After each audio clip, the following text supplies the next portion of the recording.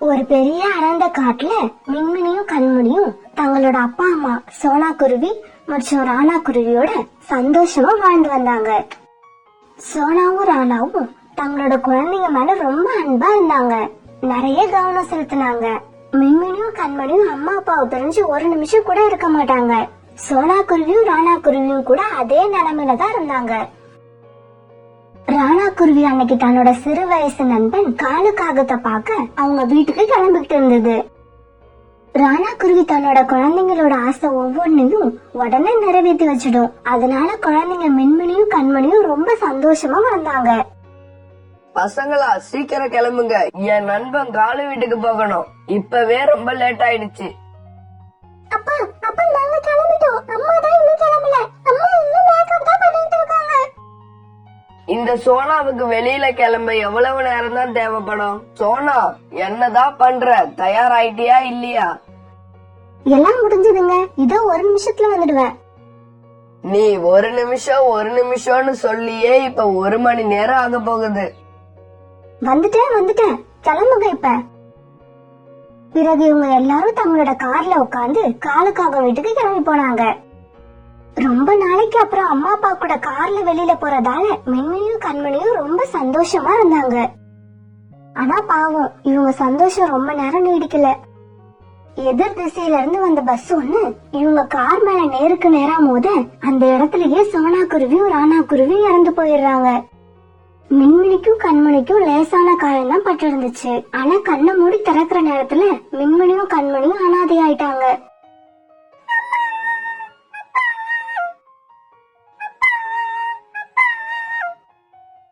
குழந்தைங்களா, அழாதீங்க.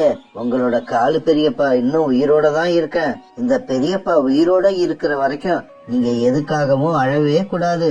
எனக்கு ஏற்கனவே ஒரு குழந்தை தான் இருந்தது. இப்ப உங்களையும் சேர்த்து எனக்கு 3 குழந்தைங்க.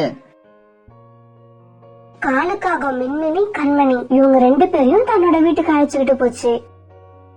அங்க போய் தன்னோட மனைவி கோரிக்காகத்துக்கிட்ட இப்படி சொல்லுச்சு. கோரி, இவங்க 2 பேரும் என் நண்பர் ராணாவோட குழந்தைங்க. ராணாவை என் தம்பி மாதிரி நினைச்சேன். பாவம், இப்ப இந்த உலகத்துல ராணாவும் இல்ல, அவன் மனைவி சோனாவும் இல்ல. அதனால இப்ப இந்த 2 குழந்தைகளுக்கும் நம்மளை விட்டா வேற யாரும் இல்ல. இவங்களை நல்ல முறையில நாம தான் வளர்த்தாகணும். கோரிக்கு அந்த குழந்தைங்கள பார்க்க எரிச்சலா இருந்தது. காலுக்காகத்துக்கு மெதுவா கண்ணை காட்டி பக்கத்து ரூமுக்கு அழைச்சுக்கிட்டு போச்சு. காலேஜி, இது என்ன வீடா இல்ல அநாத ஆசிரமமா? எதுக்கு அவங்க இங்க அழைச்சிட்டு வந்தீங்க? இங்க பாருங்க, எனக்கு சுத்தியில வச்சு பேச தெரியாது. நேராவே சொல்றேன், என்னால இவங்கள வளர்க்க முடியாது. எனக்கும் ஒரு பையன் இருக்கான். நான் அவனை பாப்பனா இல்ல இவங்கள பாப்பனா? என்ன கோரி இப்படி பேசுற? அம்மாவையும் அப்பாவையும் ஒரே சமயத்துல இழந்துட்டு நிக்கிற அந்த குழந்தைங்க முகத்தை பார்த்தா உனக்கு பாவமா தெரியலையா? எனக்கு பாவமா தெரியல, பாரமா தெரியுது. உங்களுக்கு பாவமா தெரிஞ்சா நீங்களே வளர்த்துக்குங்க. கோரி இப்படி பேசுனதை கேட்ட காலுக்கு பயங்கர கோபம் வந்துடுச்சு. கோரி, அவங்க 2 பேரையும் நான் வளர்க்கறதா முடிவு பண்ணிட்டேன். என் முடிவுக்கு நீ கட்டுப்பட்டு தான் ஆகணும். காலு இப்படி கோபத்துல கத்த கோரி எதுவும் பேசாம சைலண்ட் ஆயிடுச்சு. அதுக்கு காரணம் கோரிக்காகத்துக்கும் காலுக்காகத்துக்கும் கல்யாணம் நடந்த அன்னைக்கு கோரியோட அம்மா கோரிக்கு பண்ணின அட்வைஸ் தான். கோரி, இது வரைக்கும் நம்ம வீட்டுல உன்னோட ராஜ்யம் தான் நடந்துகிட்டு இருந்துச்சு. போற இடத்துலயே அப்படியே இருக்கணும்னு நினைக்காத. உன்னோட கோபத்தை எல்லாம் குறைச்சிக்க. மாப்பிளைய பார்த்தா ரொம்ப அமைதியானவரா தெரியுது. அமைதியானவங்களுக்கு கோபம் வந்தா நம்மளால தாங்க முடியாது. அதனால மாப்பிளைக்கு கோபம் வராப்பல நடந்துக்காத. கோரி, நான் கொஞ்சம் வேலைய ரொம்ப தூரம் போக வேண்டியிருக்கு. வர்றதுக்கு 1 மாசம் ஆகும். மின்மினி கண்மணிய பத்திரமா பாத்துக்க. ஏன்னா அவங்களுக்கு நம்மளை விட்டா வேற யாரும் இல்ல. தெரியுது. அதே மாதிரி நம்ம குழந்தை ஜக்கு மேலயும் கொஞ்சம் பாசம் வைக்க கத்துக்குங்க. கோரி, குழந்தைங்களை பிரிச்சு பாக்குறது நீதான். என்னை பொறுத்த வரைக்கும் எனக்கு 3 பேரும் ஒண்ணுதான். அப்புறம் இந்த பணத்தை வச்சுக்க. 3 பேரையும் இந்த மாசம் ஸ்கூல்ல சேர்த்துடு. அவங்க 3 பேரும் ஒன்னா போயிட்டு ஒன்னாவே வரட்டும். இப்படி சொன்ன காலு வேலைக்காக வெளியூருக்கு கிளம்பி போச்சு. இதுங்களுக்கு சோறு போட்டு வளர்க்கறது பத்தாதான், ஸ்கூல்ல வேலை சேர்க்கணுமா? இந்த மனுஷனுக்கு என்ன பைத்தியமா பிடிச்சு போச்சு? இப்படியே செலவு பண்ணிட்டு இருந்தா என் நிலைமை என் பையன் நிலைமை என்ன ஆகுறது? இந்த பணத்தை இப்படியே வச்சுக்கிட்டா நமக்கும் நம்ம பையன் ஜக்குக்கும் ஆகும். மின்மினி கண்மணி 2 பேருக்கு என்ன மகாராணின்னு நினைப்பா? எழுந்துருங்க சீக்கிரம். இது ஒண்ணும் உங்க அப்பா வீடு இல்ல இஷ்டத்துக்கு தூங்கறதுக்கு. எழுந்திருச்சு வேலையை பாருங்க. ராத்திரி உபயோகிச்ச பாத்திரம் எல்லாம் கிடக்கு, அத சுத்தம் பண்ணிட்டு சாப்பாடை ரெடி பண்ணு. கண்மணி, நீ வீட்டை எல்லாம் சுத்தம் பண்ணு. இங்க பாரு, சுத்தம் பண்றப்ப கவனமா பண்ணணும். ஏதாவது குப்பை இருந்துச்சு உங்க நிலைமை ரொம்ப மோசமாயிடும். இப்படி சொன்ன கோரிக்காகவும் 2 பேரையும் வச்சு ரொம்ப வேலை வாங்குச்சு. அவங்களுக்கு ஓய்வும் கொடுக்கல. ஒரு வேலை முடிஞ்சா அடுத்த வேலை, அந்த வேலையும் முடிஞ்சா அதுக்கும் அடுத்த வேலை, இப்படி வேலை கொடுத்துக்கிட்டே இருந்துச்சு. பாவம் மின்மினியும் கண்மணியும் ரொம்ப களைச்சு போனாங்க. இவங்க செய்யற வேலையில ஏதாவது தப்பு கண்டுபிடிச்சா பெரம்பு குச்சியை எடுத்து அடிக்கவும் செய்யும். கோரிக்காக அவங்களை இப்படி நல்லா வேலை வாங்கினா கூட அவங்களுக்கு நல்ல சாப்பாடு போடாது. முதல் நாள் மீந்து போன ரொட்டி, சாதம் இப்படி இவைகளை தான் கொடுக்கும். எனக்கு இந்த உணவு பிடிக்கவே இல்ல, நல்லாவும் இல்ல. அதுக்காக நம்ம என்ன செய்ய முடியும்? சாப்பாடு நல்லா இல்லைன்னு சொன்னா பெரியம்மா நம்மள வீட்டை விட்டு அனுப்பிடுவாங்க. அப்படி அனுப்புனா நம்ம எங்க போறது? அதனால பெரியப்பா வர வரைக்கும் எல்லாத்தையும் தாங்கிட்டு தான் இருக்கணும். இப்படியே சில நாட்கள் நகர்ந்துச்சு. மின்மினி, கண்மணி, ஜக்கு இவங்க 3 பேரும் ஸ்கூல்ல சேர்க்க வேண்டிய நாளும் வந்துச்சு. ஆனா கோரி ஜக்குவ மட்டும் அழைச்சுக்கிட்டு போய் ஸ்கூல்ல அட்மிஷன் போட்டுட்டு வந்துச்சு. வீட்டுக்கு வரப்ப ஜக்கு ஸ்கூலுக்கு போக தேவையான பொருட்களையும் வாங்கி வந்துச்சு. மின்மினியும் கண்மணியும் அந்த பொருட்களை எல்லாம் ஏக்கமா பார்த்தாங்களே தவிர ஒரு வார்த்தை கூட பேசல. அம்மா அம்மா, அப்பா அந்த 2 அக்காவையும் ஸ்கூல்ல சேர்க்க சொல்லி தானே நிறைய பணம் கொடுத்துட்டு போனாங்க. அப்புறம் ஏமா நீ அவங்கள ஸ்கூல்ல சேர்க்கவே இல்ல? ஜக்கு, நீ சின்ன பையன், அதனால அதிக பிரசங்கித்தனமா எதுவும் பேசக்கூடாது. வயதுக்கு மீறிய வேலைகளை செஞ்சதாலையும் சரியா சாப்பிடாத காரணத்தாலையும் அப்புறம் கோரியால ஏற்பட்ட மன உளைச்சலாலையும் மின்மினிக்கும் கண்மணிக்கும் ஜுரமே வந்துடுச்சு. அப்ப கூட கோரி அவங்கள என்ன ஏதுன்னு கண்டுக்கவே இல்ல. மின்மினியும் கண்மணியும் ஒரு ரூமுக்குள்ளேயே முடங்கி கிடந்தாங்க. அப்புறம் ஒரு நாள் காலுக்காக திரும்பி வந்துச்சு. பசங்க 3 பேரையும் பாக்குற ஆசையில அது நேரா ஸ்கூலுக்கே போச்சு. அப்பதான் காலுக்கு தெரிஞ்சது மின்மினி கண்மணி இவங்க 2 பேரையும் ஸ்கூல்ல கோரி சேர்க்கவே இல்லைன்னு. ஜக்கு, என்ன நீ மட்டும் வர? மின்மினியும் கண்மணியும் எங்க? அப்பா, அவங்க எப்படி ஸ்கூலுக்கு வர முடியும்? அம்மா தான் அவங்கள ஸ்கூல்ல சேர்க்கவே இல்லையே. ஸ்கூல்ல சேர்க்கவே இல்லையா? ஏன்? அப்பா, அம்மா அவங்க 2 பேரையும் தான் வீட்டு வேலையெல்லாம் செய்ய வைக்கிறாங்க. அந்த அக்கா 2 பேரும் பாவம். அம்மா அவங்களுக்கு சரியான சாப்பாடு கூட கொடுக்கறது இல்ல. ஒரு சின்ன தப்பு பண்ணனா கூட அம்மா அந்த 2 அக்காவையும் குச்சி எடுத்து அடின்னு அடிக்கிறாங்க. இதையெல்லாம் கேள்விப்பட்ட காலு ரொம்ப சோகமாயிடுச்சு. நேரா வீட்டுக்கு போய் கண்மணியையும் மின்மணியையும் பார்த்துச்சு. 2 பேரையும் தொட்டு பார்த்த காலு அவங்களுக்கு ரொம்ப ஜுரம் இருக்கிறத தெரிஞ்சுக்கிச்சு. கண்மணி, ஏன் 2 பேரும் இவ்வளவு ஜுரத்தோட வீட்லயே இருக்கீங்க? உங்களுக்கு ஜுரம் இருக்குன்னு பெரியம்மா கிட்ட சொன்னீங்களா இல்லையா? பெரியப்பா, பெரியம்மா கிட்ட ஹாஸ்பிடல் அழைச்சிட்டு போங்கன்னு சொல்லுவோம். இன்னைக்கு போகலாம், நாளைக்கு போகலாம்னு சொல்லுவாங்க. ஆனா இப்ப வரைக்கும் அழைச்சிட்டே போகல. இப்ப அங்க கோரியும் வந்தது. கோரிய பார்த்த காலுவுக்கு ரொம்ப கோபம் வந்தது. கோரி, நீ மோசமானவன்னு எனக்கு தெரியும், ஆனா இவ்வளவு கேவலமானவன்னு எனக்கு தெரியாது. இதுக்கப்புறம் இந்த குழந்தைங்களை இங்க நான் விட்டு வச்சா நீ அவங்கள கொன்னாலும் கொன்னுடுவ. இப்படி பேசின காலுக்காகவும் மின்மினியையும் கண்மணியையும் அழைச்சுக்கிட்டு டாக்டர் கிட்ட போச்சு. டாக்டர் கிட்ட காமிச்சு தேவையான மருந்து மாத்திரைகளை வாங்கிச்சு காலுக்காகும். கண்மணியையும் மின்மணியும் அழைச்சிட்டு வந்த காலுக்காகவும் வீட்டுக்கு வராம ஸ்கூலுக்கு போச்சு. இப்படி ஸ்கூலுக்கு போன காலுக்காகவும் அவங்க 2 பேரையும் ஸ்கூல்ல சேர்த்தது. அப்படியே அங்க இருந்த ஹாஸ்டல்லயும் சேர்த்துடுச்சு. சார், என் குழந்தைகளை நீங்க பாதுகாப்பாவும் அன்பாவும் பாத்துப்பீங்கன்னு நம்பிதான் ஹாஸ்டல்ல சேர்க்கிறேன். அவங்களுக்கு இங்க எந்த குறையும் இருக்க கூடாது. எவ்வளவு செலவானாலும் பிரச்சனை இல்ல. என் குழந்தைங்க சந்தோஷமா இருக்கணும், நல்லா படிக்கணும். உங்க குழந்தைகளை பத்தி நீங்க கவலைப்பட தேவையில்லை. நாங்க இங்க உங்க குழந்தைகளை ரொம்ப அன்பாவும் பாதுகாப்பாவும் கவனிச்சுப்போம். மின்மினி, கண்மணி, நீங்க 2 பேரும் மனசுல எந்த கவலையும் இல்லாம சந்தோஷமா படிக்கணும். உங்களுக்கு எது தேவையா இருந்தாலும் என்ன கேளுங்க. இனிமே உங்க வாழ்க்கையில துன்பமே இருக்க கூடாது. இப்படி ஹாஸ்டல்ல சேர்ந்த மின்மினியும் கண்மணியும் நல்லா படிச்சாங்க. ஆனா 2 பேருக்கும் ராத்திரி தூங்கும் போது பெரியப்பாவோட ஞாபகம் இருந்துச்சு. காலும் அடிக்கடி கண்மணி மின்மினிய பத்தி நினைச்சுக்கிட்டே இருந்துச்சு. இப்ப எல்லாம் கோரியும் ரொம்ப வருத்தமாவே இருந்தது. அதுக்கு காரணம் காலுக்காக கோரி கிட்ட பேசுறதே கிடையாது, கோரி முகத்தை பாக்குறதும் கிடையாது. இப்படியே சில நாட்கள் நகர்ந்துச்சு. காலுக்காகும் ஜக்குவை அழைச்சுக்கிட்டு மாதம் ஒரு தடவை கண்மணியையும் மின்மணியும் பார்க்க போகும். அப்படி போறப்ப அவங்களுக்கு தேவையான எல்லா பொருட்களையும் வாங்கிக்கிட்டு போகும். ஜக்குவை பார்த்து அவங்க ஜக்கு கூட ரொம்ப நேரம் விளையாடுவாங்க. இவங்க இப்படி ஒத்துமையா விளையாடுறத பாக்குற காலுவோட கண்ணுல ஆனந்த கண்ணீர் வந்துகிட்டே இருக்கும். விளையாடி முடிச்ச கண்மணியும் மின்மணியும் காலுக்காகத பார்த்து இப்படி கேட்டாங்க. பெரியம்மாவா? அவ எப்படி இருக்கான்னே எனக்கு தெரியாது. ஏன்னா நான் அவ கூட பேசுறதே கிடையாது. இப்படி சொல்ல ஆரம்பிச்ச கண்மணியும் மின்மணியும் கோரிய பத்தி நிறைய பேசினாங்க. இப்படி பேசுறது எல்லாம் ஜக்கு உன்னிப்பா கேட்டுக்கிட்டே இருந்தான். இப்படி ஹாஸ்டல்ல இருந்து வீட்டுக்கு போன காலுக்காக தூங்கினதுக்கு அப்புறம் கோரி மெதுவா ஜக்கு கிட்ட இப்படி கேட்டுச்சு. ஜக்கு, நீங்க 2 பேரும் இன்னைக்கு ஹாஸ்டலுக்கு தானே போயிட்டு வர்றீங்க? ஆமாமா, அங்கதான் போயிட்டு வரோம். ஜக்கு, அவங்க 2 பேரும் எப்படி இருக்காங்க? நீ எதுக்குமா அவங்கள பத்தி கேக்குற? அவங்க 2 பேரும் உனக்கு பெரிய தொல்லையா தானே இருந்தாங்க.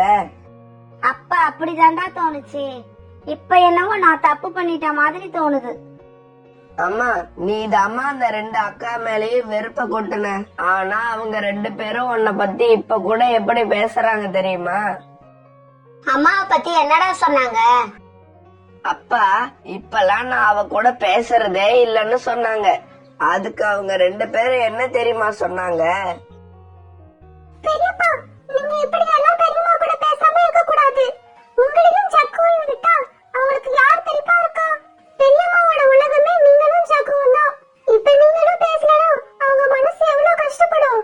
அப்புறம் பெரியம்மாவுக்கு நாங்க அந்த வீட்ல இருக்கிறதும் பிடிக்கல. ஆமா பெரியப்பா, அப்படி சொன்னீங்கன்னா பெரியம்மா ரொம்ப சந்தோஷமா இருப்பாங்க. நீங்க 3 பேரும் பழையபடி ஒண்ணா சந்தோஷமா இருக்கணும். எங்களால யாரும் கஷ்டப்படக்கூடாது. இத மௌனமா கேட்டுக்கிட்டு இருந்த கோரியோட கண்ணுல கண்ணீர் வர ஆரம்பிச்சது. அவங்க 2 பேருக்கும் ஜுரம் வந்தப்ப கூட அவங்கள டாக்டர் கிட்ட அழைச்சுக்கிட்டு போகாம தறந்தது நினைச்சா கோரிக்கு இது ரொம்ப கேவலமா இருந்துச்சு.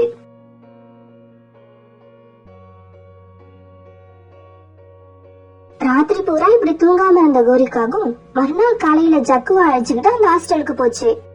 கோரிய பார்த்து அவங்க எதுவும் பேசாம தயங்கி தயங்கி நின்னாங்க. ஆனா கோரி தானா போய் அவங்க 2 பேரையும் தன்னோட நெஞ்சில அணைச்சுக்கிச்சு. மின்மினி, கண்மணி, நான் உங்ககிட்ட நடந்துகிட்ட விதம் தப்புன்னு இப்ப நான் நல்லா உணர்ந்துட்டேன்.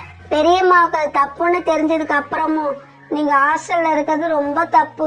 உடனே கிளம்புங்க நம்ம வீட்டுக்கு. இனிமே நீங்க இந்த ஹாஸ்டல்ல இருக்க கூடாது.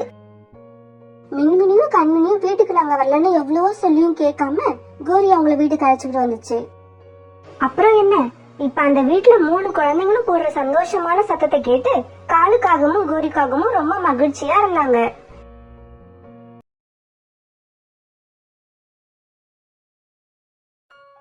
சோளா குருவி தான் கணவர் ராணா, ஒரே பையன் குக்கு.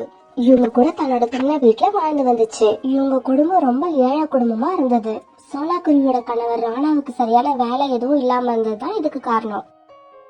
குக்காப்பா, சீக்கிரம் போய் அரிசி வாங்கிட்டு வாங்க, குக்கு பசிக்குதுன்னு சொல்றான்.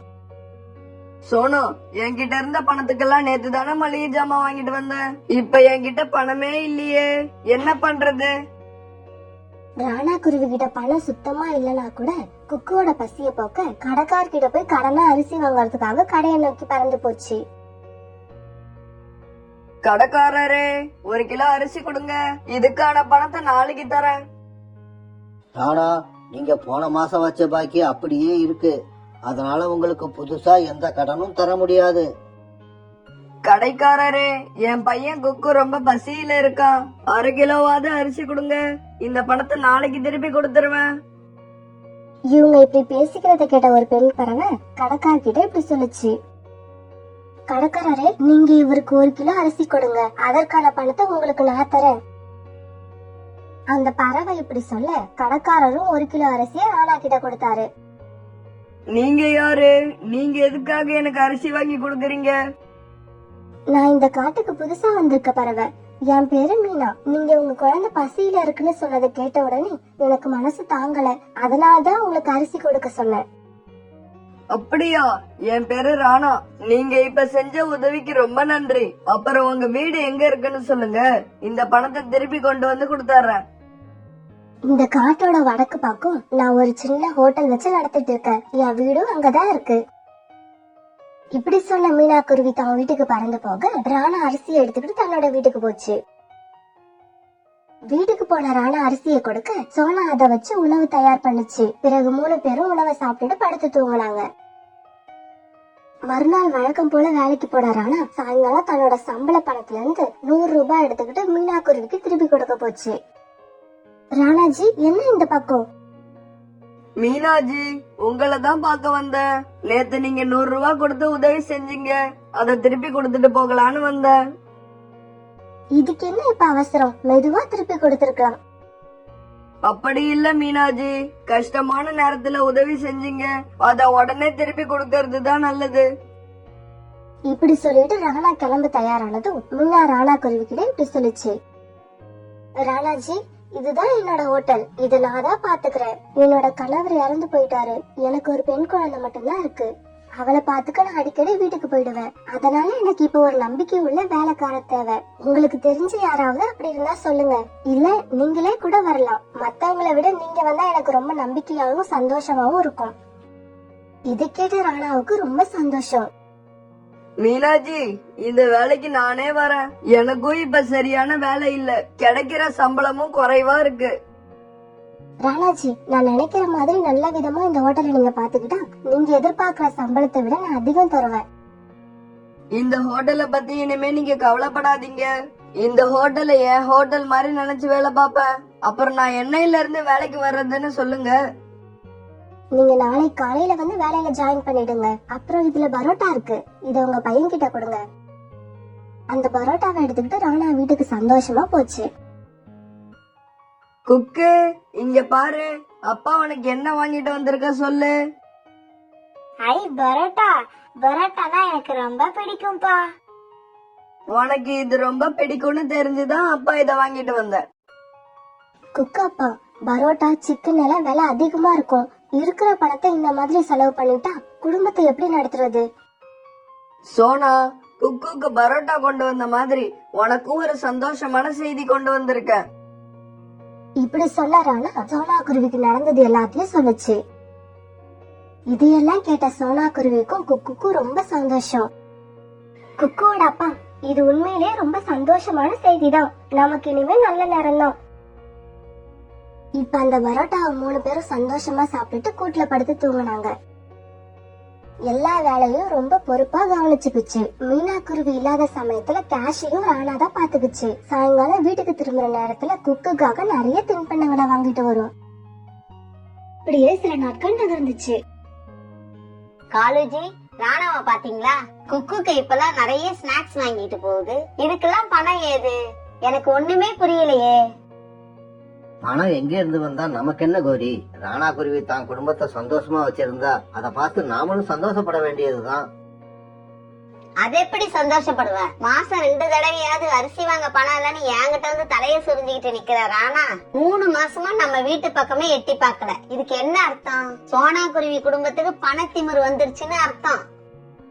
கோரி, நீ அர்த்தம் பாக்குற டிக்ஷனரியில நிறைய தப்பு தப்பா அர்த்தம் இருக்குன்னு நினைக்கிறேன். அதை தூக்கி போட்டுட்டு புதுசா ஒரு டிக்ஷனரி வாங்கிக்க. காலேஜி, ராணா கடன் கேட்க வரல, அத கூட பொறுத்துப்பேன். அன்னைக்கு சோனாவை பாக்குறான், அவ கழுத்துல சரடு தொங்குது. அத பார்த்து நான் எவ்வளவு கஷ்டப்பட்டேன்னு எனக்கு தான் தெரியும். இதை இப்படியே விடக்கூடாது காலேஜி. அடுத்தவங்க நல்லா இருந்தா இவளுக்கு ஏன் பொறுக்க மாட்டேங்குது? அதுக்கு இப்ப என்னதான் பண்ண போற? கேம் விளையாட போறேன் காலேஜி. சோனாவோட வாழ்க்கையில சின்னதா ஒரு கேம் விளையாட போறேன். சரி, நீ கேம் விளையாண்டு அதனால சோனா குருவி குடும்பத்துல ஒரு பெரிய பிரச்சனை வருதுன்னு வச்சுக்க. அதனால உனக்கு என்ன லாபம்? என்ன காலேஜி இப்படி கேட்டுட்டீங்க? என்னால ஒரு குடும்பம் பிரிஞ்சு நடுத்தருக்கு வருதுன்னு வச்சுக்கோங்க. அத பாக்குறப்ப வர சந்தோஷம் இருக்கே, அத வார்த்தைகளால சொல்லவே முடியாது. அனுபவிச்சாதான் புரியும். அன்னைக்கு சாயங்காலம் வழக்கம் போல வீட்டுக்கு திரும்பிக்கிட்டு இருந்த ராணா குருவியை கோரி தடுத்து நிறுத்துச்சு. என்ன ராணா, இப்பெல்லாம் ரொம்ப சந்தோஷமா இருக்க போல இருக்கு. ஆமா, எனக்கு ஒரு நல்ல வேலை கிடைச்சிருக்கு. அதனால நான் உண்மையிலேயே சந்தோஷமா தான் இருக்கேன். காலேஜி, ராணாவுக்கு இப்ப நல்ல வேலை மட்டும்தான் கிடைச்சிருக்கு. கூடிய சீக்கிரம் பணக்கார மனைவியும் கிடைக்க போறாங்க. பணக்கார மனைவியா? என்ன சொல்ற நீ? மீனாவோட ஹோட்டல்ல சாப்பிட வர்ற பறவைங்க எல்லாம் மீனாவையும் ராணாவையும் கணவன் மனைவினே நினைச்சுக்கிட்டு இருக்காங்க. இப்படி நிறைய பேர் பேசுறத நானே கேட்டிருக்கேன். பேசுறவங்க 1000 பேசுவாங்க. நாம நம்ம வேலையை மட்டும் பாக்கறது தான் நல்லதுன்னு நினைக்கிறவனா. ஓகே ராதா, நீ அப்படி நினைக்கல. மீனா குருவி அப்படி நினைச்சா நீ மாட்டேன்னு நான் சொல்ல போற. கோரி, எனக்கு கல்யாணம் ஆகி மனைவியும் மகனும் இருக்கிறாங்க. அத மறந்துட்டு பேசாதீங்க. ஆமா, மனைவி, ஊர்ல இல்லாத மனைவி. வீட்டுக்குள்ள போனா சம்பளத்தை பத்தியும் செலவு கணக்க பத்தியும் பேசுறவதான் உன் மனைவி சோனா. பணத்தை தவிர அவளுக்கு வேற ஏதாவது நினைப்பு இருக்கா? ஆமா, மீனா குருவி மனசுல ராணா இருக்குன்னு நீ எதை வச்சு சொல்ற? ஒரு நாள் இந்த ஹோட்டலுக்கு போனப்ப ராணாவோட வேலையெல்லாம் எப்படி இருக்குன்னு மீனாவை பார்த்து கேட்டேன். அதுக்கு அந்த மீனா என்ன தெரியுமா சொல்லுச்சு? ராணா வேலைக்காரன் மாதிரியே வேலை பார்க்கல, தன்னோட சொந்த ஹோட்டலை பாத்துக்கிற மாதிரி பாத்துக்கிறாரு. பாக்குறவங்க எல்லாம் அவர் எங்க குடும்பத்துல ஒருத்தர்னே நினைக்கிறாங்க. இப்ப சொல்லுங்க, மீனா குருவி மனசுல ராணாவை பத்தி அப்படி ஒரு எண்ணம் இருக்கா இல்லையான்னு? உண்மையாவா? மீனாஜி அப்படியா சொன்னாங்க? நான் என்ன பொய்யா சொல்றேன்? மீனா நகரத்துல படிச்சு வளர்ந்த பொண்ணு, சொந்தமா தொழில் பண்ணி பணக்காரியா இருக்கு. சோனா மாதிரி வீட்டுக்குள்ளேயே உட்கார்ந்துகிட்டு ராணா கொண்டு போற பணத்தை செலவு பண்ணிட்டு செலவு கணக்கை எழுதி வைக்கிறவ கிடையாது. ராணா புத்திசாலியா இருந்தா இவ்வளவு நேரம் நான் சொன்னதெல்லாம் புரிஞ்சிருக்கும். இப்படி சொன்ன கோரி காலம் அழைச்சுக்கிட்டு பறந்து போயிடுச்சு. கோரி, மீனா குருவி உண்மையிலேயே நீ சொன்ன மாதிரியா சொல்லுச்சு? காலுஜி, நான் சொன்னதெல்லாம் போய் தான். ஆனா இதுக்கப்புறம் மீனா ராணா கிட்ட சாதாரணமா பேசினா கூட ராணாவுக்கு எப்படி தெரியுமா தோணும்? மீனா அவனை லவ் பண்ற மாதிரியே தோணும். கோரி சொன்னதை எல்லாம் மனசுல நினைச்சுக்கிட்டே வீட்டுக்கு போன ராணா மனசுல ஒரு புது உற்சாகம் வந்தது. காரணம் இல்லாம அடிக்கடி மீனாவை பத்தியே நினைச்சுக்கிட்டு இருந்தான். இப்ப வீட்டுக்கு போன ராணா வழக்கம் போல வந்து மேல ஏற குக்குவ கோபமா திட்டினான். குக்கு, என்னது? ஏன் இப்படி வந்தது வராததுமா வந்து மேல ஏறுற? ராணா இப்படி சொன்னதும் குக்கு கோச்சுக்கிட்டு எதையும் சாப்பிடாம போய் படுத்துட்டான். குக்குவோட அப்பா, ஏன் இப்படி அவனை திட்டுறீங்க? அவன் கோச்சுக்கிட்டு போய் படுத்துட்டான் பாருங்க. சோனா, வேலைக்கு போயிட்டு வரனா இப்படி டென்ஷனா தான் இருப்பேன். நீங்க தான் அட்ஜஸ்ட் பண்ணிக்கணும். சரி சரி, நான் அவன்கிட்ட சொல்றேன். போன மாசம் உங்க சம்பளத்துல எல்லா செலவும் போக நம்ம கையில 2000 ரூபாய் இருக்கு. சோனா, ஏன் இப்படி பணம் பணம்னு அலையிற? பணத்தை விட்டா வேற நினைப்பே கிடையாதா உனக்கு? ராணா இப்படி பேசினதை கேட்ட சோனாவுக்கு ரொம்ப ஆச்சரியமா இருந்துச்சு. இருந்தாலும் இப்ப என்ன கேட்டாலும் சண்டைதான் வரும்னு நினைச்சு குக்கு கூட படுத்து அழுதுகிட்டே தூங்கிட்டா. அன்னைக்கு ராத்திரி ராணாவுக்கு தூக்கமே வரல. மீனா அவனை பார்த்து ஐ லவ் யூ சொல்ற மாதிரியே இருந்தது. மறுநாள் வேலைக்கு போன ராணாவோட நடவடிக்கை எல்லாம் ரொம்ப புதுசா இருந்துச்சு. அடிக்கடி மீனாவையே பார்த்தான். மீனா மத்தவங்க கிட்ட பேசுறத உன்னிப்பா கவனிக்க ஆரம்பிச்சான். ஆமா ஆமா, நீங்க சொல்றது உண்மைதான். ராணா எனக்கு கிடைச்சது என்னோட அதிர்ஷ்டம் தான். இவ்வளவு பொறுப்பா யாருமே இருக்க மாட்டாங்க. சுருக்கமா சொல்லணும்னா ராணா இல்லனா இந்த ஹோட்டலும் இல்ல, நானும் இல்ல. இத கேட்ட ராணாவுக்கு வானத்துல மிதக்கிற மாதிரி இருந்துச்சு. இப்ப எல்லாம் ராணாவுக்கு வீட்டுக்கு வந்தோடனே குக்கு கிட்டயும் சோனா கிட்டயும் எரிச்சலா பேசுறது வழக்கமாயிடுச்சு. சோனா பணத்தை பத்தி பேசினாலே எரிஞ்சு விழுந்தான். அவளை எதிர்த்து பேசாத சோனா படுக்கையில படுத்து அழுதுகிட்டே இறைவன் கிட்ட வேணுனா, கடவுளே, என் வீட்டுக்காரருக்கு என்ன ஆச்சு? அவர் ஏன் இப்படி மாறினாரு? எனக்கு என்னோட பழைய குக்குவோட அப்பாவை திருப்பி கொடு. எனக்கு என்னோட பழைய குக்குவோட அப்பாவை திருப்பி கொடு. இப்படியே சில நாட்கள் நகர்ந்துச்சு. இன்னைக்கு வீட்டு கிளம்புன ராணா இன்னைக்கு மனசுல உள்ளத மீனா கிட்ட சொல்லி அவளை கல்யாணம் பண்ணிக்கிட்டு இனி இந்த வீட்டு பக்கமே வரக்கூடாதுன்னு முடிவு பண்ணிட்டான். போற வழியில ஒரு ரோஜா பூவை பறிச்சுக்கிட்டு ராணா உற்சாகமா கடைக்கு பறந்து போச்சு. ராணாஜி, இன்னைக்கு என்ன ரொம்ப சந்தோஷமா இருக்கீங்க? அப்புறம் கையில ரோஸ் வேற வச்சிருக்கீங்க. மீனாஜி, இந்த ரோஸ் உங்களுக்காக தான். எனக்கா? எனக்கு எதுக்கு? மீனாஜி, உங்க மனசுல உள்ளத நீங்க மறைக்கலாம், ஆனா என்னால அப்படி முடியல. நான் உங்களை காதலிக்கிறேன், கல்யாணம் பண்ணிக்க ஆசைப்படுறேன். ராணா இப்படி சொன்ன உடனே மீனா குருவி கொஞ்ச நேரம் பேசாம ராணாவையே பாத்துக்கிட்டு இருந்துச்சு. ராணா, நான் நல்ல மாப்பிள்ளையா கிடைச்சா கல்யாணம் பண்ணிக்கலாம்னு நினைச்சது உண்மைதான். ஆனா அது கண்டிப்பா நீங்க இல்ல. மீனாஜி, நானும் நல்லவன் தான். கல்யாணத்துக்கு அப்புறம் உங்களையும் உங்க குழந்தையையும் நல்லா பாத்துப்பேன். சோனாவையும் உங்க பையன் குக்குவ பத்தியும் கவலைப்படாம அவங்கள தவிக்க விட்டுட்டு இப்ப என்னையும் என் குழந்தையும் நல்லா பாத்துப்பேன்னு சொல்றீங்களே, உங்களுக்கு வெக்கமா இல்ல? மீனா இப்படி கேட்டதுக்கு அப்புறம் தான் நம்ம தப்பு பண்ணிட்டோமோன்னு ராணாவோட மனசுல சின்னதா ஒரு பயம் வந்தது. அதனால அவன் எதுவும் பேசாம மௌனமா இருந்தான்.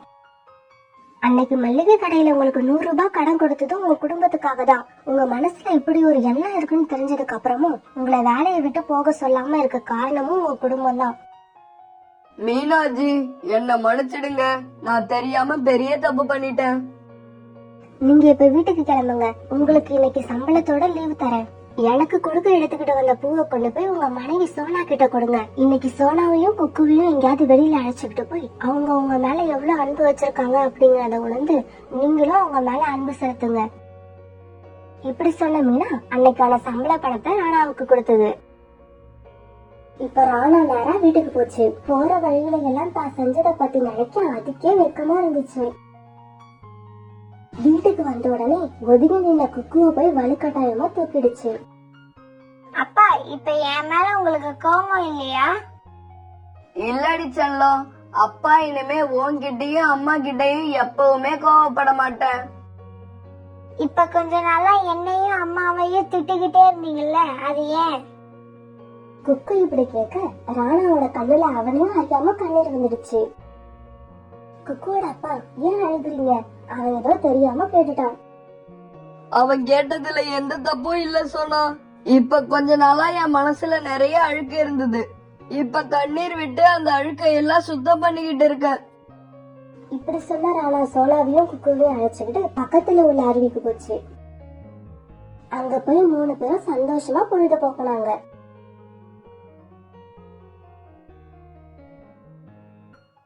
கடவுளே, என்னோட பழைய ராணாவை எனக்கு திருப்பி கொடுத்ததுக்கு ரொம்ப நன்றி. ஃப்ரெண்ட்ஸ், நம்மளோட வாழ்க்கையில ஏதாவது பொருள் அல்லது நபர் மேல ஆசைப்படும் போது இந்த ஆசை தேவைதானான்னு ஒரு தடவை நல்லா யோசிச்சுக்குங்க. தேவையில்லாம பறக்கிறதுக்கு ஆசைப்பட்டு இருக்கிறத விட்டுடக்கூடாது.